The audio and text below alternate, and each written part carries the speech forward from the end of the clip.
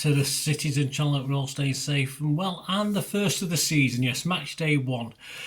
So we approach a game at Molineux against Wolverhampton Wanderers on the 16th of August, 5:30 p.m. kickoff. So we're going to have a look at that. We'll check out Wolves, how they did pre-season, any significant ins and outs and fallout from last season. Plus, of course, I'll look at possible Pepsi 11s. There could be a machination of these, couldn't there? But we'll try. We'll try to get a vital 3 points with a tough opening programme. We've got to get off to a good start, I think, against Wolverhampton Wanderers, and we don't want the game we had last year where we sort of scraped it in the last moments of the game, but we'll see. I'm recording this on the 11th of August, so all stats and facts and information about injuries, etc. are correct as at that time, or any, even transfer news, of course. Someone might be transferred in and out between now and the game on Saturday, of course. So everything's right at the time of recording, so please accept my apologies, any late changes.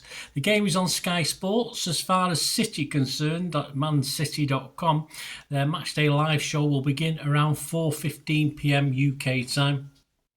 And Paul Dickoff and Marc Kennedy will be guests of the lovely Natalie Pike in the studio for the Matchday Live show. And of course, during the game, you can also listen to live audio commentary from Alistair Mann and Michael Brown. Right, let's have a quick talk about Wolves. Of course, Vitor Pereira's side are faced with replacing Matthias Cunha and Pablo Sarabia, and of course some bloke called Ryan Aït-Nouri. I think I know him. All good players who have moved on, of course, since May. Cunha was actually ranked number 13 in the 442 magazine's list of the best Premier League players of last season, so he'll be a big miss. And I've not checked this fact, guys, but according to 442, Aït-Nouri contributed to 55% of Wolves' goals last season. Let's see what happens this season, eh? Flipping out, but I've not confirmed that, but I can only assume that 442 have done their own work, but there you go. Anyway, last season, by Christmas, Wolves were in the relegation zone, struggling. But in came Pereira to perform the rescue act, taking 33 points from 42 for Wolves, which made them one of the form teams by the end of last season. Very impressive indeed. And the fans like him. Apparently he drinks in the local pubs, local Weatherspoons and stuff, so why not? It's like old Mancini wearing the blue and white scarf, isn't it? It does sort of make you popular with the local fans. If you look at the last season, in defence, the opening fixtures for last season pitted them against all the eventual top sides, and they just had 1 point from the first 8 games, so it was a hell of a mountain to climb, but they managed it.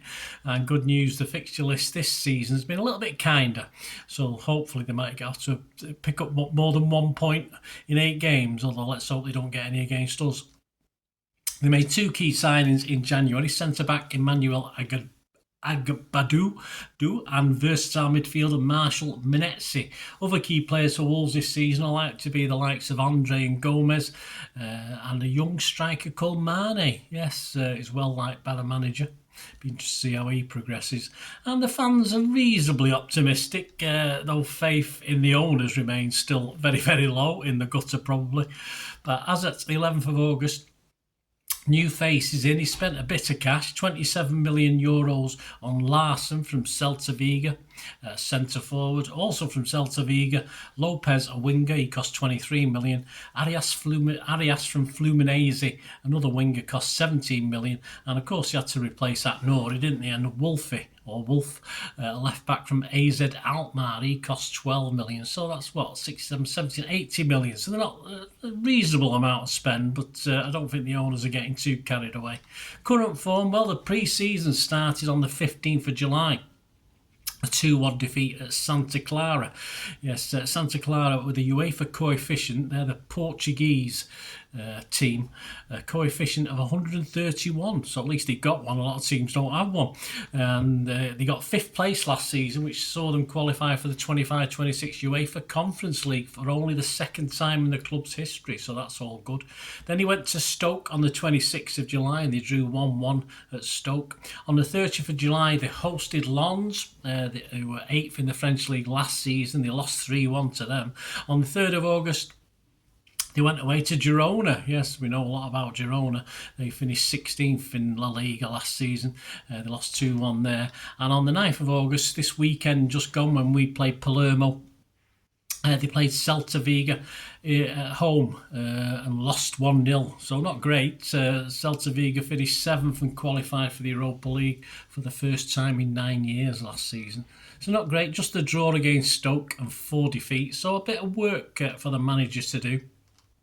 After City, they've got Bournemouth away, Everton at home, Newcastle away, Leeds at home, Spurs away and Brighton at home. I can probably see about 9 or 10 points will be excellent from those 6 games, and it's certainly be a better return than 1 point, won't it? But hopefully no points against us. A bottom half finish, I think, is again very likely for Wolves this season, but a lot stressful getting there than it has been the last 2 seasons, perhaps. And my prediction for them, just a bit of fun. Let us know what you think at Wolves. Any Wolves fans watching this? I've gone for 14th to 16th for Wolves this season.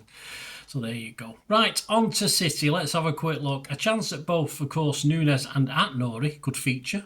So expect the noisy Wolves fans to be booing and whistling at full volume. I was there last season when Núñez got a little bit of stick. The squad, who all got minutes on the pitch, the City squad versus Palermo, all 21 of them, plus at least 45 minutes, and plus Haaland for 60 minutes, of course. So we've got 22 players there, all primed and ready. So what's Pep going to do? We'll have a look at the injury situation in a minute. The City players against Palermo, of course: Trafford, Lewis, Kusanov, Stones, Aït-Nouri, Nico, O'Reilly, Bob, Cherki, Marmoush and Haaland. Of course, Haaland started the second half, but was accompanied by Edison, Diaz, Reinders, Aki, Doku, Gundo, Bernardo, Akanji, Savic, Núñez, and of course he was replaced by Mukasa. We start the 2025-26 season probably in the same position as most of last season, with a big question marks over that number 6, because obviously Rodri is now not available, we don't think, for a few weeks.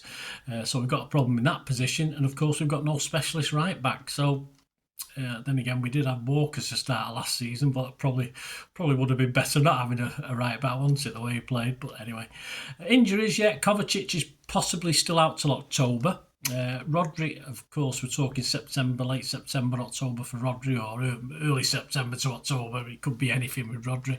We don't want to rush him, do we? We've already had rushed him and he's gone off again. Foden has got an ankle problem. It's doubtful for Wolves, so I'm going to ignore him for Wolves, but he could hopefully be back for Spurs next week. Foden had a few niggly injuries last season as well, didn't he? Which, I hope this isn't the start of more this season. Not too much news on Gvardiol, though. He missed, of course, the Palermo trip, and Pep just saying he wasn't fit. So again, I'm going to leave him out of calculations for this game, but if fit, I would expect him to start this game. Echeverri is out with an ankle problem, could be on his way anyway. Phillips, well, does it really matter? No real point putting him in any City equation at the moment, but he's currently injured anyway. Grealish, he's not injured, almost the same situation as Phillips. I mean, it'd be a miracle if he appears for City again, but you can never say never till he's gone. Ortega, certainly not in anyone's plans at the moment. McAtee, likewise, it's not in anyone's plans. So that sort of narrows it down, doesn't it, by about 1%. So that's about it. I think from the Palermo squad, we can easily discount Musaka. I'm going to ignore Gvardiol, as I said, with the question mark over him.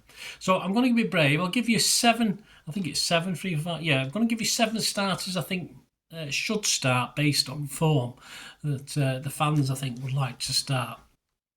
Hopefully Pep will start them. Now, the first one, of course, is a keeper. I can't see Trafford starting this. I mean, I'm not saying Trafford won't eventually put pressure on Edison. I wouldn't say Edison had the greatest game against Palermo, but I'm fairly sure he'll start with Edison for this game. Of course, Aït-Nouri has been outstanding. Cherki has been very, very good. Reinders has been excellent. Of course, the captain, Bernardo, sure he's got a start, and of course Haaland, and then an option, Savio Doku. There's rumours that Savi might be transferred out as I'm writing this or reading this. I can't believe that, to be honest with you, but we'll see.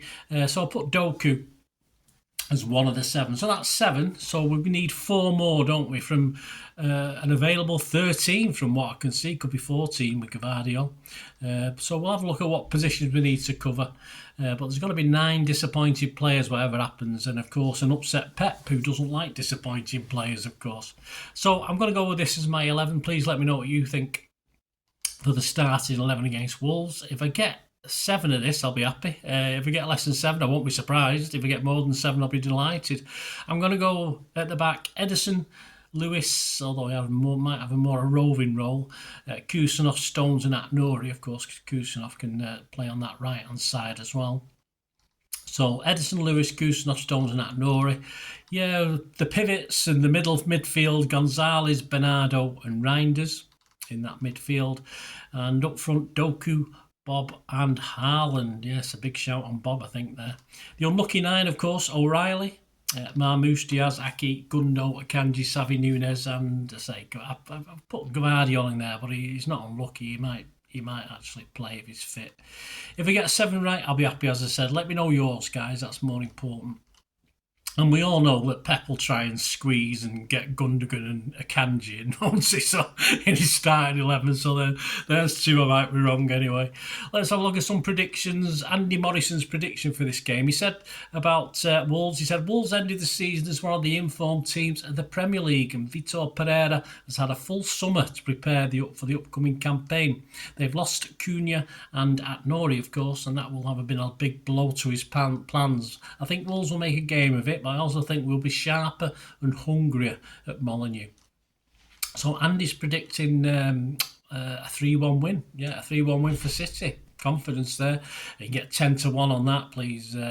Be gamble aware if you do any gambling on this, guys. 12-1 with 365. Bet 365. I'm going for 2-1, which, if you think about it, was last season's scoreline. It's a very late goal from Mr. Stones, wasn't it? Although we had no idea at the ground what was going on with that one. But I'm going for the 2-1 like it was last season. You can get 17-2 at Bet 365, but generally 7-1 on that, a 2-1 win. Other popular scorelines: 2-0 for City is 13-2, a 7's at 365. A 1-0 City win is 7-1, 8's at 365. A 1-0 or a 2-1 to Wolves, you can get around 18-20-1. So if Wolves fans, you want to, why not? We don't always have the greatest record at Wolves, so it might be worth a look. Some of the odds at the bookies at the 11th of August 2025. Please gamble responsibly, when the fun stop. And a quick look, not much change to the Premier League favouritism that I did last week for the Palermo game, but an interesting one is City have actually moved out. Yes, so with Rodri not appearing, I think the bookies are probably right in that, actually, but it's meant another team's moved in a little bit. But anyway, Liverpool are 7-4 favourites still for the Premier League, 15-8 with Betfred. Arsenal are generally 9-4, 5-2 with Ladbrokes. City are 10-3. We're now out to 7-2 from 10-3 last week, so we're drifting like the proverbial barge already. We've not even played a game yet.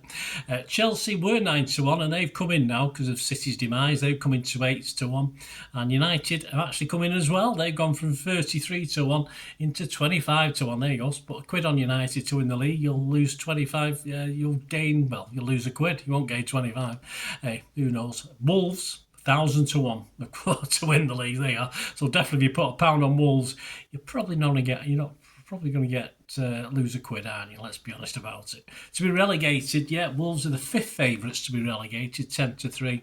To finish in the top half, the 4-1. And I won't even say about the bottom half. It's too long odds on for that one. The match odds themselves, yeah, City against Wolves. City win is 4-9 on, so not the shortest for City. A draw is 7-2. And you can get 6-1 with Betfred for a Wolves win by any score, or generally 11-2. So there you go, guys. Hope you enjoyed this little preview, this little look forward to Wolves against City. Got various stuff coming out over the channel over the next few days. Of course, the player ratings for this game will be out on Sunday. Hopefully, I've not got my ticket yet. It should be on its way. I've not got it yet, but fingers crossed I'll be at Molineux. So the player ratings will be out on Sunday, the 17th of August. Story of the game Monday the 18th of August, and then a preview of Premier League match day 2, of course a home game with Spurs. I'll either get out on the Tuesday or the Wednesday depending if I've got the correct information on the Tuesday. That's 22nd of August, and my little feature I'm running for the season, which looking back at history at the corresponding games. So of course match day 2 we'll be looking at a City versus Spurs game back in time, and I've gone to one back in August 1974. So that again, depending when the preview out for the new game, that's also either out Tuesday or Wednesday, 22nd, 23rd of August. Plus loads of content on the channel, guys. Have a good look round if you can. Thanks for watching. Hope you enjoyed this, please. If you did enjoy it and you've smashed those buttons and you want to help support the channel, perhaps, or just get in touch with me through my various socials or the ways of doing that, any support you can give me going forward is always very much appreciated, and my thanks. To find out how to do so, just keep watching and listening. Thanks for that, guys. Hope you enjoyed the feature anyway, and please, if you can, give us a thumbs up, give us a like, that'd be wonderful. And if you're not already a subscriber, it'd be great if you could subscribe. It's absolutely free. Also, check out all my social media links. Will be in the description and comments below if you want to follow me on TikTok, Instagram, X, Facebook. We can chat on there and do all things City, of course. Also, if you're into film and TV, don't forget a lot of this channel is film and TV stuff. I love me film and TV like I do City. So if you're into that, have a look. Or even know someone who might not be that bothered about the football but likes film and TV, give them a kick in my direction. I'll be very grateful. And special thanks as ever to supporters of the channel. P6505, they've got a little eBay shop selling film and TV memorabilia mainly, including books, magazines, posters, lots of posters, and they do have some City stuff as well that they've purloined off me over time, so there'll be a few bits and pieces, probably more going on as well. So have a look at P6505 on eBay. And yes, if you do go onto eBay, and if you remember, we do have memberships, 99p a month. You get early access to all my vlogs, so as soon as I do them, you get them. Sometimes it could be months before they're published generally, so a lot of the history stuff, so you have access. The membership gives you access to that. It gives you 10% extra off at P6505 if you want to buy any of that memorabilia. That's all that you can actually gain that from being a member and support the channel. That's a great way of supporting the channel, of course, like watching the ads on the original thing that you've seen now, my original feature. That'd be fantastic. So yeah, also before we go, podcasts. If you like your podcasts, I do a podcast with Mike Long in South Korea. It's called Bolt from the Blue, in our 8th season. We've had some good fun on there. We're trying to have a bit of humour, generally look at City's games as and when we play them, have a look back. So please check out that. It's on Soundcloud, Spotify, all good places you get your podcasts from. There you go, guys. Thanks for watching. Hope you enjoyed everything about this feature, and you didn't mind me asking you about this at the end. And please, all I ever ask for you is to stay safe, everyone, especially you Blues.